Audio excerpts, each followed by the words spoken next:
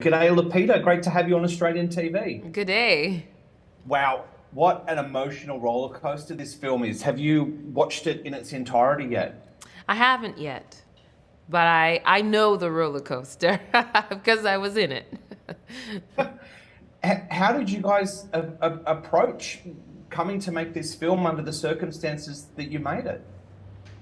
Well, I think they did us a favor by embracing the loss of Chadwick Boseman and allowing that to reflect in the film with the loss of T'Challa.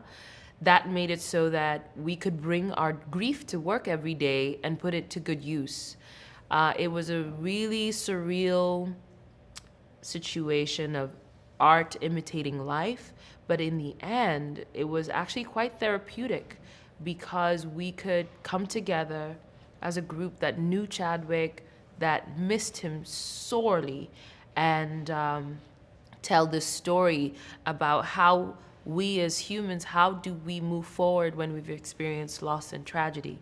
And we got to really process the loss on a daily basis because our story was informed by it. And for that, I'm eternally grateful to the creators. It feels like such an incredibly unique situation that you would have all been in to lose someone like Chadwick to come back and do a sequel. Was there ever a time when you said, I can't do it, I can't come back? Yeah, right after he passed, because shortly before he passed, I just heard the story from Ryan about what the next, what Black Panther was going to be about. And it centered T'Challa.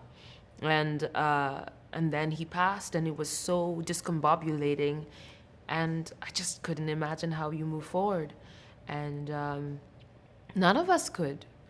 And it was a matter of time before I heard from Ryan.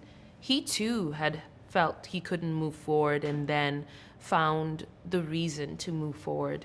And one of the things he said was, he really felt that Chadwick would have wanted us to move forward because this story means a lot to a lot of people, and Chadwick's career was about lasting impact, creating lasting impact through his artistry. And that made sense to me as well. When I think about the man I knew, I know that he would have wanted this story to move forward because of what it meant to so many, particularly Black people around the world.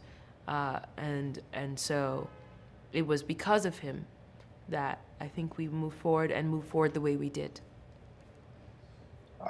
The first film, I've never seen such an extraordinary response from people. When I went on opening day to my local cinema, I came out and there were people in traditional African dress dancing in the foyer of the cinema. I get shivers thinking about it now. When you made the first film, did you have any idea what a cultural milestone that it would become? Yo, I knew it would be big.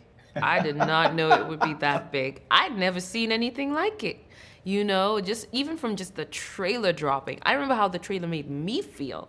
I was so hyped watching the trailer, and then to go onto Twitter and to see how everybody was responding to it. And then when the film came out and everybody was just the people embracing African culture, but there was also just people embracing their indigenous cultures around the world. And it was a real sense of like identity and just embracing where we were from. That was just so beautiful.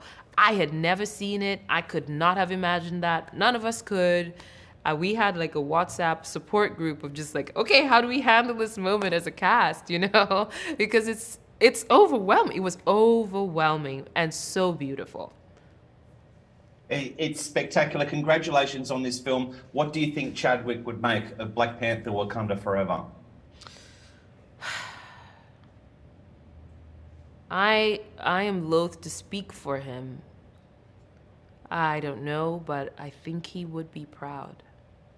Yeah, you guys have done an incredible job. It's always amazing to see you on my screen. I watched The Woman King before this, so I'm like, power to Angela Bassett Viola Davis, to all you guys, you're doing great things, and I hope the film is as big as the first one. I can't wait to see you on our screens again and down here in Australia. Thanks for the chat, Lupita. Thank you. Take care.